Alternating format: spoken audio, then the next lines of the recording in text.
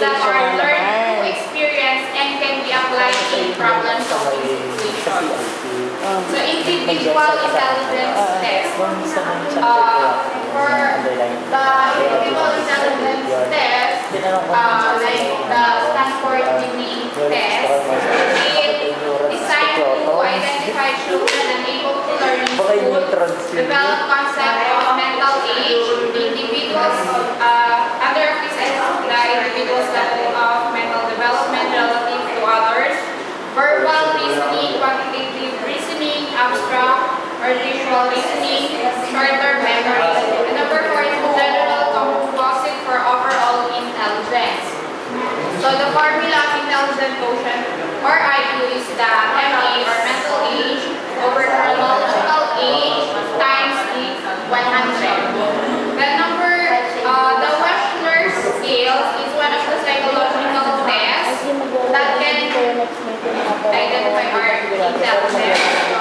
It is the overall IQ as well as verbal and performance IQ.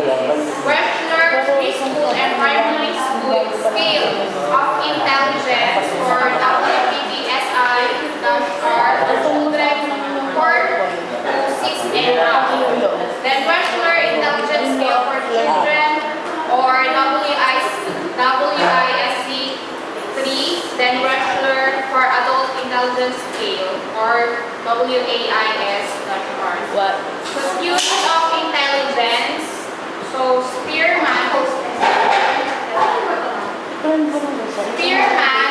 Charles Spearman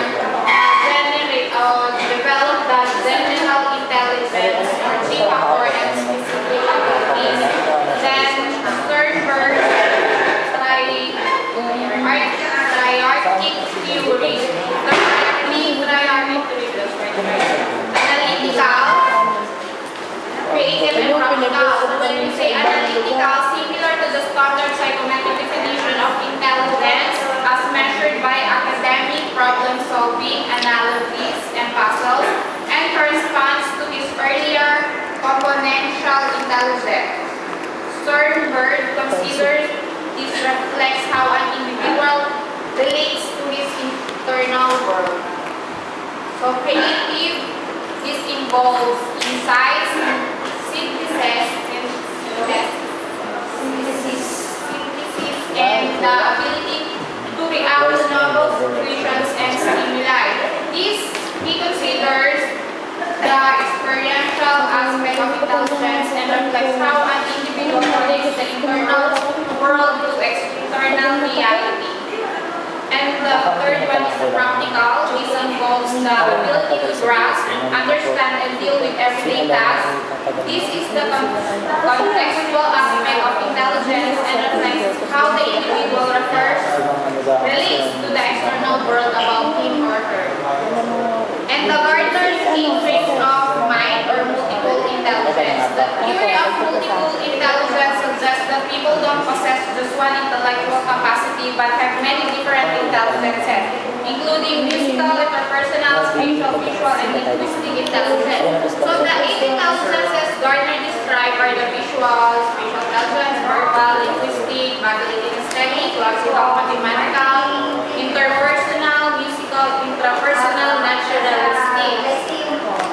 Then information processing approach asserts that the way people store material in memory and use that material to solve intellectual tasks provide the most accurate measure of intelligence. Practical intelligence related to overall success in living. And then the emotional intelligence, the set of skills that underlie the accurate assessment, evaluation, expression, and regulation of emotion. Next is the learning and thinking style. So learning style theories believe there are several different types of intelligence or abilities. So under these theories, every person is believed to have strengths and weaknesses in one of 9 different skill areas. Learning style theory is sometimes also called multiple intelligence theory. So also in the learning processes or thinking style, classical conditioning.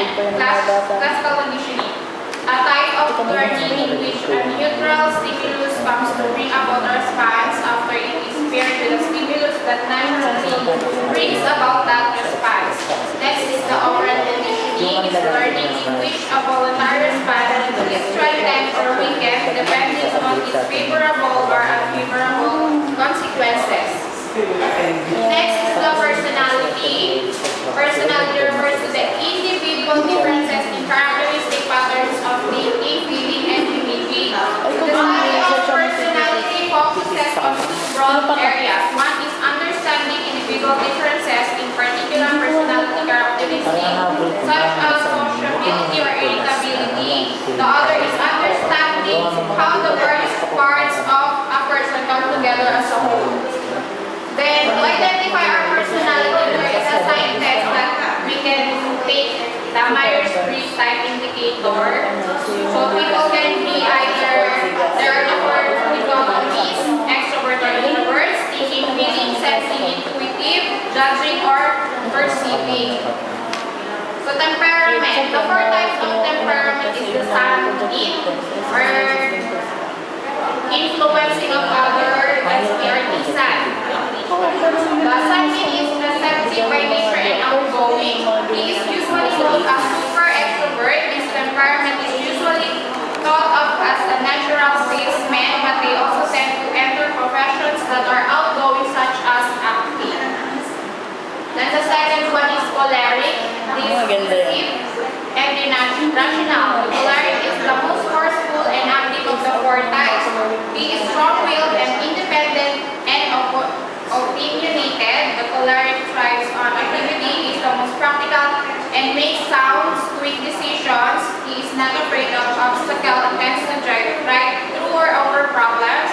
He is probably the strongest natural leader of the four types. Then melancholy, conscientious, or S.D. Barzan. The melancholy is an introverted temperament type. His natural style is analytical and perfectionist.